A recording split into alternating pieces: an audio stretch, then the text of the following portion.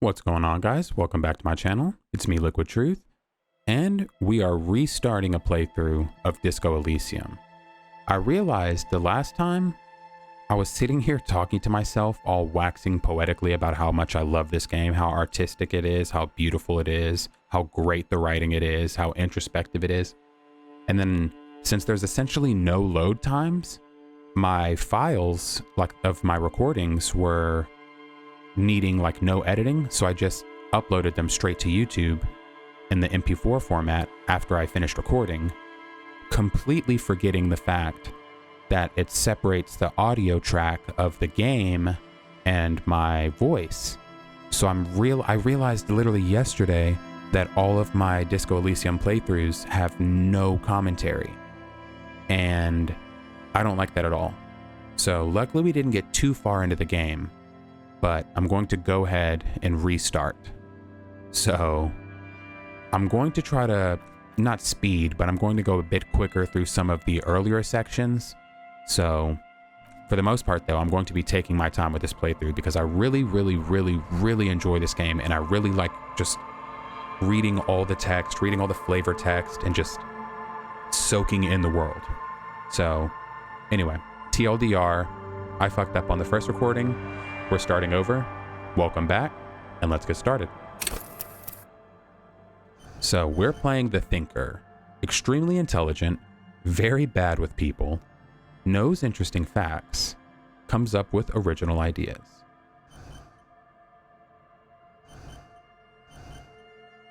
Intellect, physical. Yeah, I don't know it enough to make my own character, but I wish I could be intelligent and a people person, but I don't think that's an option. But enough tinkering around.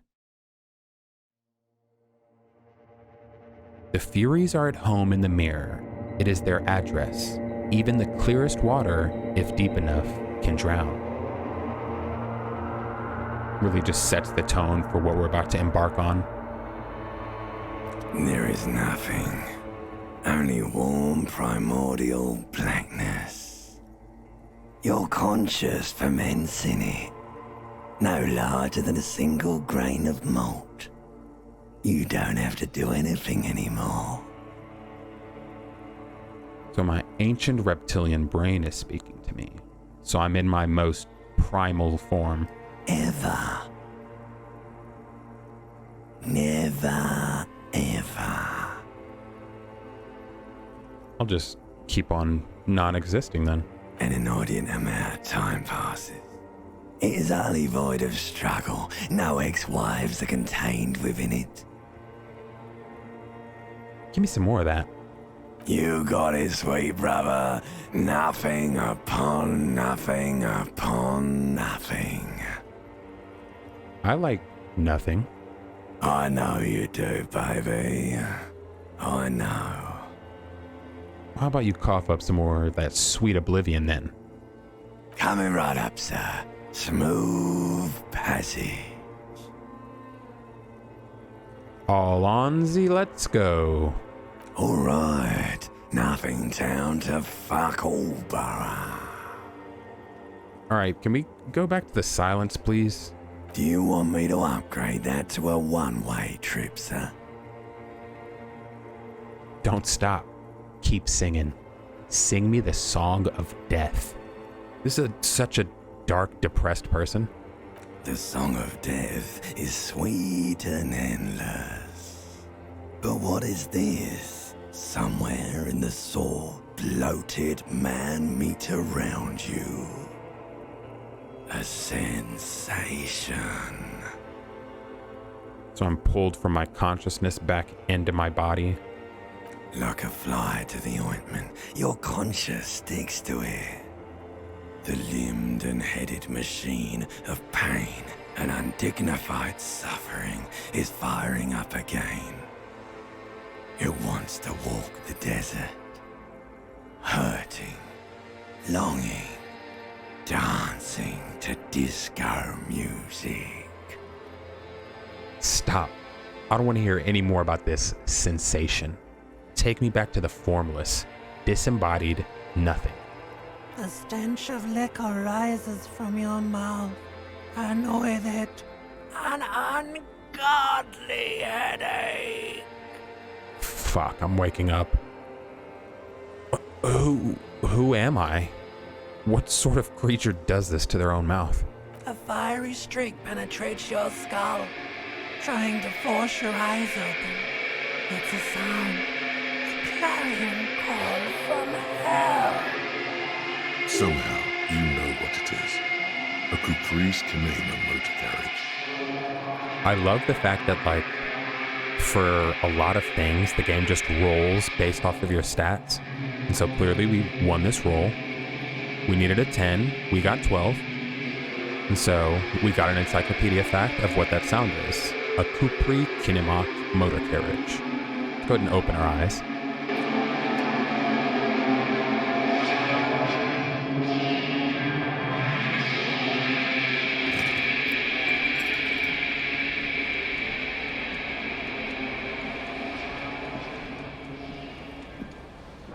And what a fucking sight to see. My God.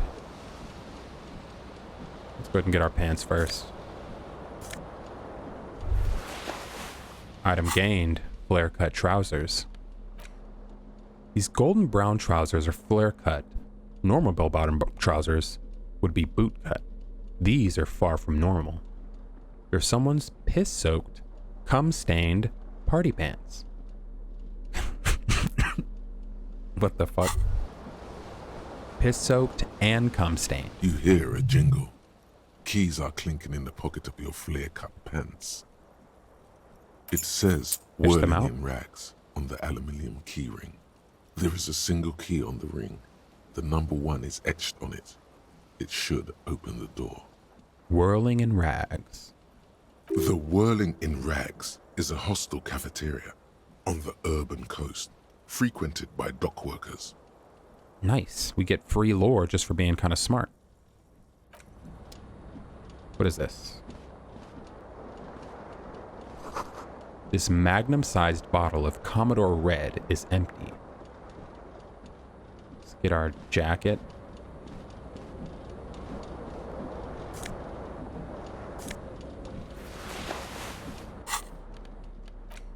Looks like someone skinned this blazer off some long-extinct disco animal. It has an enigmatic white rectangle on the back and the right sleeve.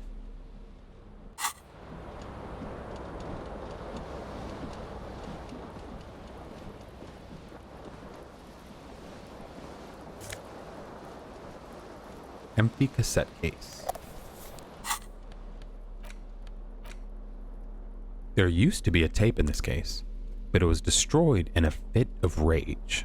Something about the engineer's single, Smallest Church and Saint Signs, must have rubbed someone the wrong way. The label says the song was recorded in '43. Looks like someone tore out the tape while the song was playing. What makes you think that? Look at what the fuck? This reel-to-reel tape player is still on, rolling empty. We have a shoe. Green shoe, left foot. This green crocodile leather shoe has a high heel and chrome embellishments. It fits your left foot perfectly. Now all that remains is to find the other shoe. So we have one shoe. Nice. Classy. Let's check out the rest of the room. We have a tie here. This fan has 2 chain pull switches. One ends in a tiny fan, the other in a light bulb. A truly horrific necktie has somehow attached itself to one of the blades.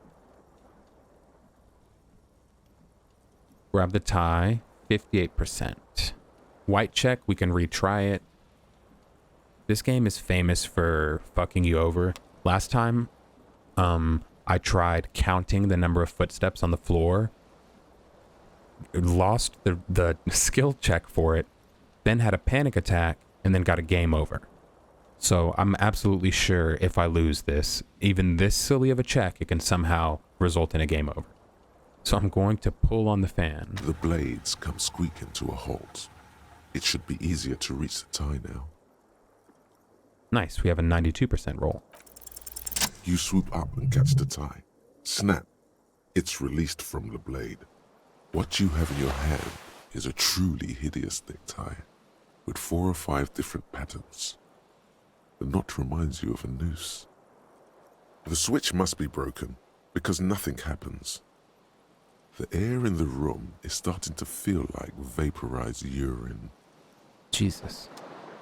So, piss-soaked, disgusting room. What's in here? You see bottles in the bathtub. Wine, beer, and sweet liqueurs. Words fail to describe how rank it smells in here. They should have sent a poet. The writing in this game is fucking so good. Item gained, white satin shirt. Oh, we also have the necktie. The necktie is adorned with a garish pattern. It's disturbingly vivid. Somehow, you feel as if it would be wrong to ever take it off. It's your friend now. You will betray you. You will betray it if you change it for some boring scarf. The white satin shirt used to be fancy. It used to really catch the light. Now it smells like someone took a piss in the armpits. Wow. This guy's a real stand-up guy. That's locked. A mirror hangs above a bent and broken sink. In a fierce discharge of masculine energy, someone has ripped half the faucet off. Who would have done something like that? Was this not the same Elon that founds empires and lays waste to cities, virile, uncaring towards the little things? So I'm conceptualizing some idea of myself? Probably not, no. Yeah, and then using logic to be like, what the fuck? No, you're not some grandiose hero, dude. I like this, how it's like he doesn't even recognize himself. He's like, what the fuck? Hot water sprays from the faucet's base, and steam covers the mirror. You cannot see yourself, just a vague impression of a man. Suddenly, you realize you have no memory of the face that awaits you there, underneath the soft vapor. Yeah, I'm not doing that.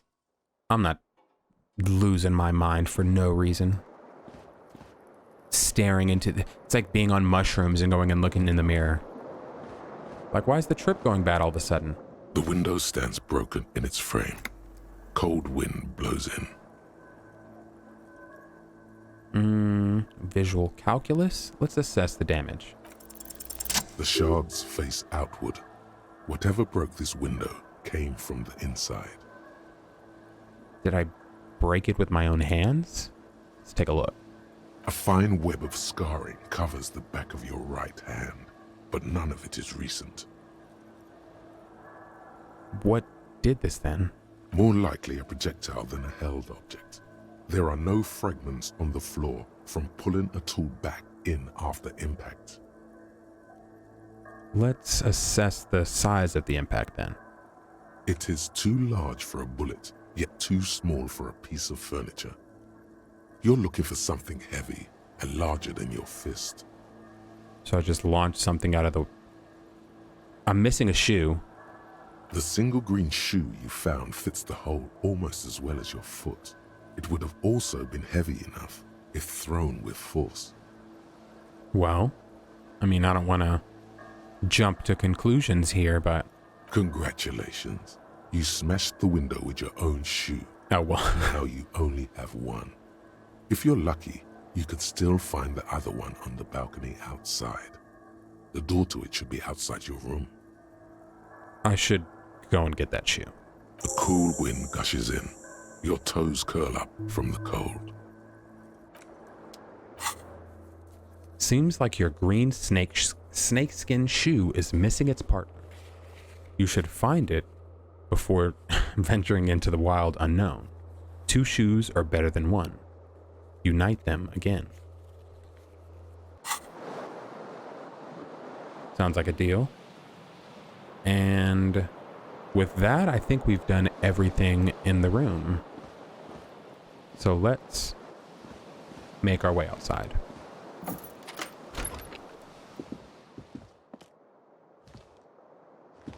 Where's the door? What is this?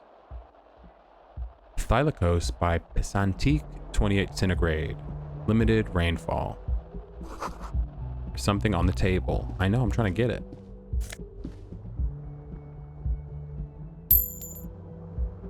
$40 real. Or 0.40. Let's go grab our shoe. Oof, it's bright. The smell of the sea makes you dizzy.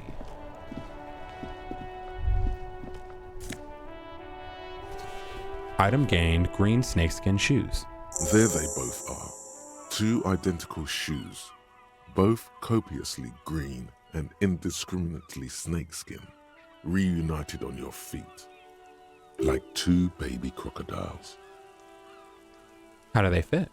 Good, they're balanced, comfy. Feels like the only good thing about you right now, truth be told. Jesus. This can't be good. A gust of briny wind washes over you. Okay, I thought it was going to be some bad idea. They may have lost some of their luster over the years, but these green crocodile leather shoes fit you perfectly. Nice. Feeling ourselves a little bit. We got some shoes now. Now I can head into civilization. The calendar says it's March. The year is 51. Hello, officer. Hello. The young woman raises a cigarette to her lips. Her eyes are brown and her face is speckled with birthmarks. She can't be more than 28. A silver jumpsuit falls off her like scale armor, sparkling. This is the sparkle of too many nights out on the city. Officer? Am I military personnel? No. Then why did you call me an officer? Because you're a police officer, sir. She pulls on her cigarette. Are you sure? I am, yes. Unless you've been feeding us a set of very well-rehearsed lies all this time. She takes another drag. What do you mean all this time? You've been here for 3 days. On official police business, no less. And what business is that? Couldn't say. In truth, so far, mostly drinking. You have no doubt about the drinking. But do you strike yourself as a tight-lipped drunk? She must have heard something. Why don't I remember being a cop or anything else? What is this? Try the expression on her. Let her know you want her. Physically. Very low chance. No, we're not doing that. Why don't I remember being a cop? Could it be because of the drinking? She raises an eyebrow, the cigarette sizzling. She hasn't had time to put her makeup on. This is her morning cigarette. She looks tired, her beauty waning faster than it ought to at her age. Who in their right mind would let me be an officer of the law? Don't be so harsh on yourself. They let almost anyone be a police officer. Damn, that's right. I might not know where I am, or who I am, or what a crpg is. How I know what one sounds like. I'm just listing things I don't know. She nods. But I do know when someone's not telling me the whole story. What am I doing here? What's my case? There's a mercenary out back. He's been hanged. The body has been there for a week now.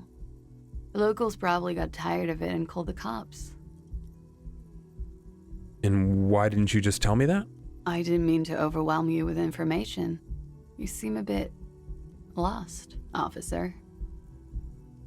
I guess I should get going now. Of course. Be careful, officer. They don't like the police around here. Something stirs in you as she's about to go. Call it an instinct, a need. The need to ask questions. It's like you said the words 1,000,000 times before. She looks back at you, a light glinting off her eyes. Before you go, I have some questions for you. Yes? What is it they have against the police here? The dock workers are pretty cocky. They think they're police enough. At least here on the coast. I can't say about the rest of the city. What exactly is here? Where am I? You're in a hostel, sir. No, where are we? Where in the world? We are in Revachol. Revachol is the disgraced former capital of the world, divided into zones of control under foreign occupation.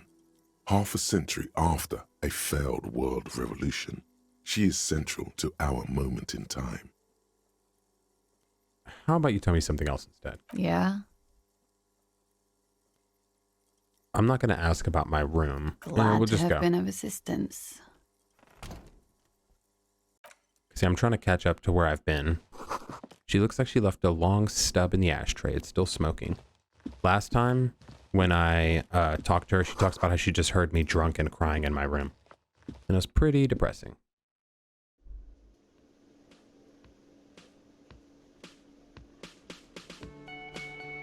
Damn, we're getting the nice pan over the fucking whirling in rags downstairs.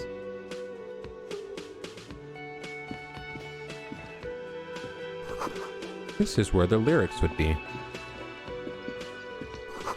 A big old karaoke mic, just waiting for someone to sing into it. I don't want to do this yet, because once I do that, it makes me think like, oh, you should sing karaoke. A man in his late 20s stands behind the counter, inspecting a stuffed seabird. As you approach, he gives you a sideways glance, then looks down again. Everything is cool between you and this guy. He's a big fan. Make some small talk. So empathy, I only needed an 8, and I rolled a 7. It was easy, and I still failed. I have no empathy. I'm an idiot. I'm not empathetic at all. Are you the bartender? No, I'm not the bartender. I'm the cafeteria manager. He's very animated all of a sudden. This seems like a touchy subject. You look like a bartender. What's the difference? I have 3 cafeterias to manage. 3. Sylvie tends the bar here, not me. I'm only standing in. And where did this Sylvie go? She just, you know. He shrugs. His eyes dart from left to right. This man isn't lying, but he is hiding something. She just... what? So now you're a cop. Oh, forget it. Look at the stuffed bird. A competent work of taxidermy. The white and brown seabird lies among piles of coasters and drying mugs. One of its wings broken. The man is trying to mend it.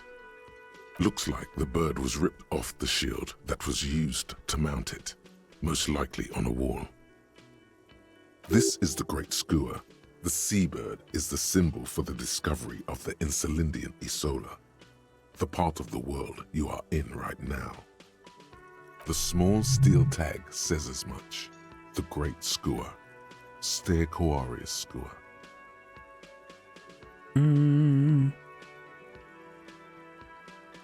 I mean, the bird's broken. He's upset at me. I have a feeling I'm what happened to the bird. But let's find out. Look, your buddy is over there. He looks at the door where a man in a bomber jacket is tapping his foot on the floor.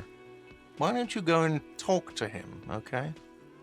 I'm a cop and I talk to whoever I please. He pretends not to hear you, concentrating on the bird instead. That's what I thought.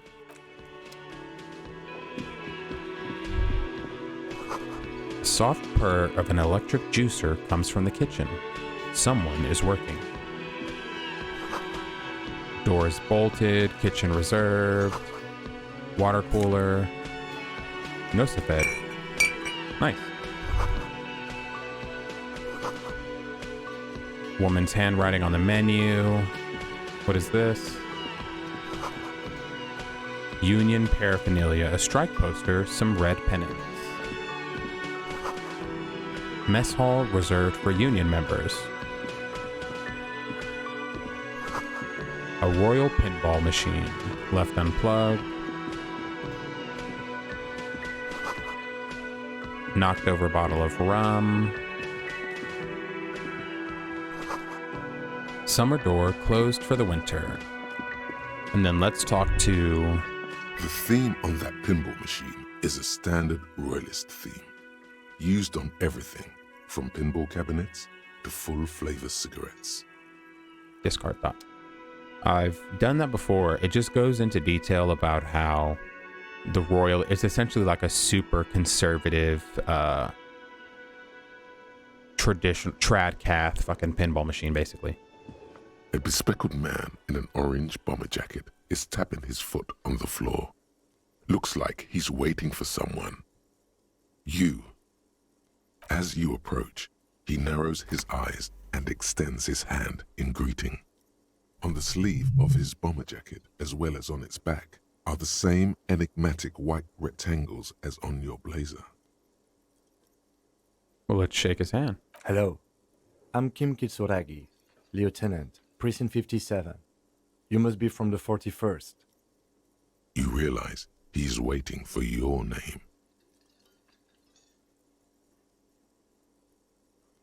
Do I invent a name for myself? This is probably going to go bad. I don't really know my name. Okay then. He processed the information and disregards it. It looks like we had a little scheduling error on Sunday. Saturday too, actually. Have you had time to talk to the manager here? What he means is, he has been trying to meet up with you for 2 days, but you have been otherwise occupied. You mean him? Not toward the cafeteria manager. Yeah, I just talked to him.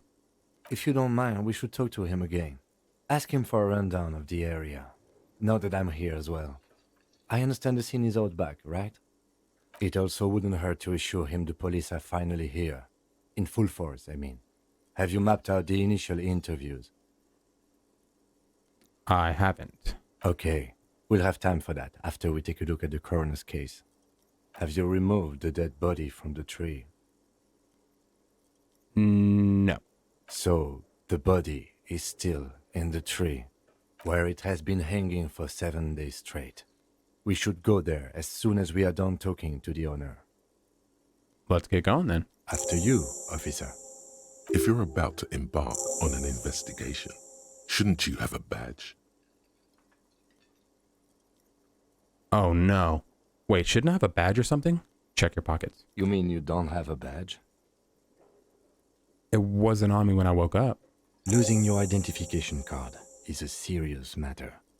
My vehicle has a shortwave. You can use it to report your badge missing. I advise you to try to locate it as quickly as possible, but getting the body down should still take precedence. God damn it. Lieutenant Kitsuragi is now in your party. Let's go. Kitsuragi on deck.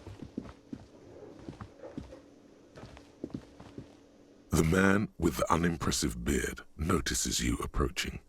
He drops the ledger he was holding and turns to the lieutenant. Mr. Gart, right? You run this place. Yes. He responds tersely. I am Kim Kitsuragi from Precinct 57. This is an inter-district investigation, so joining me from Precinct 41... He looks to you, realizing he still doesn't know your name. Say nothing. Right. Now, I know it took us a while to arrive at the scene. It also took you a while to call us and report the dead body. It was you who placed the call, yes? No, I only just got here. It was probably Sylvie who called you. She usually works the bar here. I'm only temporarily taking over her duties. Do you have her number? As a matter of fact, I do. He looks behind a pile of coasters, finds a slip of paper, and hands it to the lieutenant. This sounds like something you can use to call this Sylvie later. Wow, I'm smart. You said you just got here. From where? Are you a local? What, of Martinez? No, I live in Jamrock. I only sometimes come here to keep an eye on the place. This is just one of the many, many cafeterias I manage. So he's a classist. But you still know your way around, yes? in case we need directions. Yes, I know where some things are, but as I said, I don't live here. I just used to work here. And I'm not going to start working here again, if that's what you think. I didn't imply that. Detective, He probably means this is where you step in and ask your questions.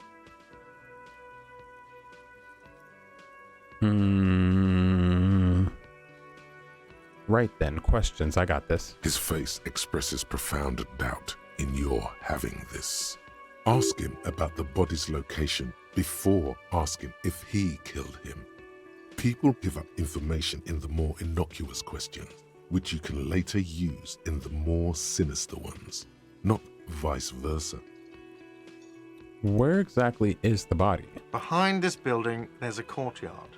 They hoisted him up on a tree there. How do we get there then? That's easy. See that door there? First you exit through that. Then to your right, you should see a big hole in the fence. A really big one. You can get to the courtyard through there. No need for the keys. The hole is big enough for the Franco-Nigerian cavalry to fit through. This man means the heavy cavalry of the innocents Franco-Negro, sweeping over the plains and nations of the enemies of mankind. 5th century style. Unified currency and the concept of cool came in their wake. They wore lamella and carried guns. But first and foremost, Franco-Nigerian heavy cavalry was really, really wide. That hole in the fence must be enormous. And who killed him? I don't know who killed him. I'm not the police. That's your job. This is it. He said they hoisted him up on a tree. Who is this they, if he doesn't know? Good point. Before you said they hoisted him up on a tree. Who did you mean by they? Oh, people are saying it was the union dock workers, that it was a lynching. Who's saying that? The locals, the customers, the people who eat here. A lot of dock workers eat here. Sylvie told me everyone knows the dock workers did it. did the debarders themselves tell her this, or is it a rumor? I don't really know. You'll have to ask her. And why would the dock workers lynch this man? I would suppose it's because they have nothing better to do. You mean the strike? Yes, the strike. The man they hanged was a security guard for the harbour company, I hear. A mercenary. The unionistas probably thought they'd send a message. He didn't kill him. It's kind of pointless to ask. I have another question. The lieutenant turns the page in the little notebook he's been scribbling in. Why did Sylvie go away? Haven't you asked me that already? What is it with you and this woman? She has nothing to do with this. No. Before I asked you where, now I'm asking why she left. Okay, you got me. She went away because of the dead body out back. And because I asked for her number. That's why Sylvie went away. I hope you appreciate that. Thank you. The lieutenant says. He opens his little notebook at the cover. The number is safely tucked away in a small pocket. Didn't go well? I asked an employee out. She didn't want to come, but felt obliged to. It was a bad idea. Now, what is so goddamn fascinating about that for you? It's got nothing to do with the lynching. I guess I like to be thorough. Good for you. Was there something else? I'd like to get back to what I was doing. That's all. Let's go. Not so fast. You owe me 130 real. I don't know you shit. Oh, you don't owe me shit. Well, officer, you're right. You don't owe me shit. You owe me money. We do not need to assert ourselves here. We only need instructions from him. This is the proprietor, remember? Sounded like extortion to me. You know, I get this all the time. Some hobo comes in here or some backpacking arsehole off the boat. The next day, when they can't make their fees, they get aggressive. I just never thought I'd be in this shit with a cop. Please, just give me the money. What do I owe this place for? Let's see. 3 nights at a tariff of 20 real comes to 60 real. Then there's the window you annihilated. Oh, yeah. The hole in the window was the first thing I saw when I came to work. So don't try to tell me you didn't. That will be 40 real in damages. Another thing you've annihilated is half the bar. You've run a tab of 30 real. Actually more, but we'll round it down to 30 for your hard work maintaining the stability and order of Revachol. That's 60 plus 40 plus 30 equals 130 real. And yes, real is still money. You're under arrest. You can't arrest me. I haven't done anything.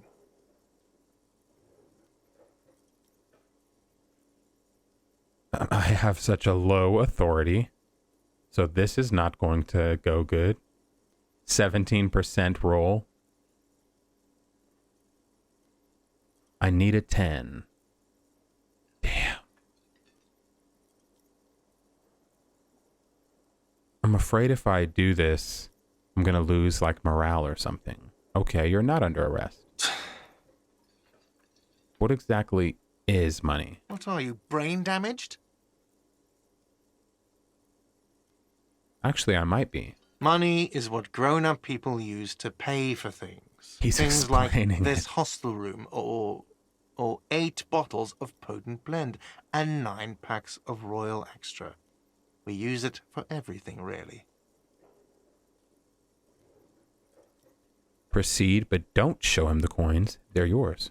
There's a shuffle of nylon as Lieutenant Kitsuragi looks for something in the pockets of his orange bomber. What happens now? I'm sorry, but he has to pay. I can't let him stay here any longer if he doesn't. If he doesn't have the money by tonight, then... He shrugs. Officer, maybe you're better off working this from home for now. You live in Jamrock, right? It's not that far away. I'll see what I can do. I'm sorry I couldn't help more. You should take this up with your station. I have a shortwave radio in my car, okay? We have to get this investigation started now. Good luck. By the way, where is home? The address is coming up blank, and this place sure isn't it. I have no idea. But you've been at this hostel cafeteria for only 3 nights. Where were you before? You had to be somewhere. Far away? In time or space? Both. That doesn't sound like somewhere you can stay if you run out of money. Could I trace the way back somehow? To the exact street, the exact number on a building? You can try. Run some addresses in your head when you get the time. Maybe a street or an apartment will appear. So now we have a thought we can engage, internalize. Let's rewind. Trace your drunken steps back home. Jump across the raised channel bridge southwest of here. Fall over. Get up. Get off the asphalt in 20 minutes. Shuffle your feet through courtyards, scaring little children. Go under the great raised motor track, the 8 and 81, until you reach Le Domaine Eminent in North Jamrock. The streets are frozen this time of year, caked with ice. Walk down Main to Perdition. There's a side alley there and your footprints are in the mud. So we'll begin internalizing that thought so we can try to find where the hell I stay at. Now we have some quests: report my badge missing, see who called in the crime, and pay for the damages. I don't think so. I don't want to do that. Let's talk to this lady. Hello, sweetie. The elderly woman turns to you with a smile. Wait, who's Sweetie? Who's Sweetie? Why, you are, officer. Maybe I am. And have you found anyone to be sweet to?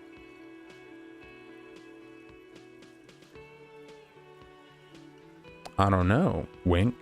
Maybe I have. You rascal. I'm too old for you, and too married besides. Oh, damn. You must forgive me. I'm getting so scatterbrained. I completely forgot to introduce myself. She slaps herself on the forehead. I'm Lena.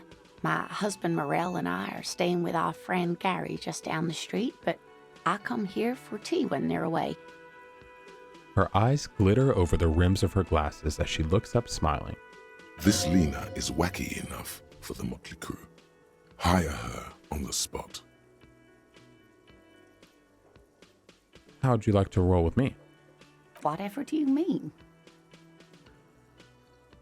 Oh my god.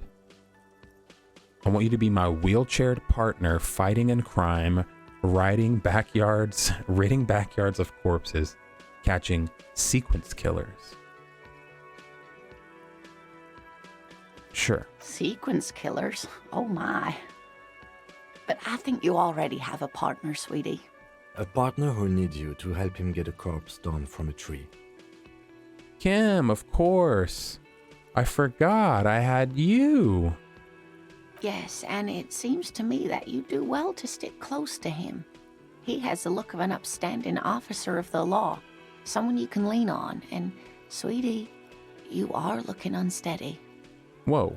And even if he weren't there, I don't think you'd have much use for me. Why? 3 heads are better than 2. Thank you, but Martinez isn't the most wheelchair-accessible place, you see. I'd slow you down. Oh, no. Perhaps another time. All right, I gotta get going. Of course, dear. Good luck with your case.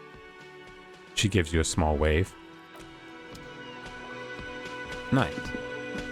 And so with that, we've caught up to where we were at the end of our first episode 1, and this will be the end of this episode 1. So thank you guys so much for watching. I hope it's better with commentary.